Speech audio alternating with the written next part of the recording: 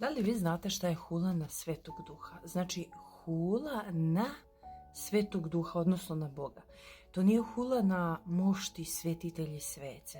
Iako pravoslavci pokušavaju da izvrnu taj stih, odnosno nemaju Duha Božijeg, pa ne mogu ni da razumeju duhovne stvari. Znači, hula na Duha Svetog, logika je, ne moraš biti IQ iznad 80, je ok da razumeš da je to hula na Boga.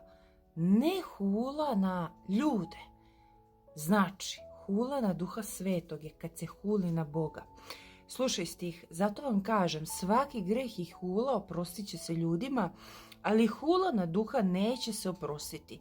I ako ko kaže reč protiv Sina čovečijeg, oprostit će mu se, a onome koji kaže protiv Duha Svetog neće se oprostiti ni na ovom svetu ni u budućem. Ili učinite dobro drvo i plod njegov dobrim, ili učinite rđavo drvo i plod njegov rđavim, jer se po rodu drvo poznaje. Zmijski porode, kako možete dobro da govorite kad ste zli? Slušaj ovo sad, jer usta govore čega je srce puno. I onda čuješ ljude koji se kriju iza Boga, nikad o Isusu nisu pričali. Pričali su o svemu drugome, o običajima, o tradiciji, o svetiteljima, svecima, moštima, ali Isusa nigde u priči. Znači, čega je srce puno, izlazi na usta. Šta je u srcu? Mi to proslavljamo, ljudi. Ko je gnevan, izlazi gnev na usta. Ko ima ogovaranje, ko ima blud, to sve izađe na usta.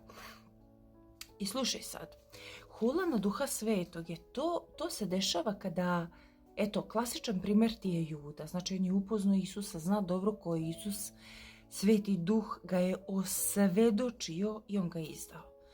Tako imate ljude koji su osvedočeni o Božjoj reči, Bog im je pokazao istinu, oni su, na primjer, pobacali ikone brojanice i onda su napravili hulu na Duha Svetog i okrenuli se od Boga.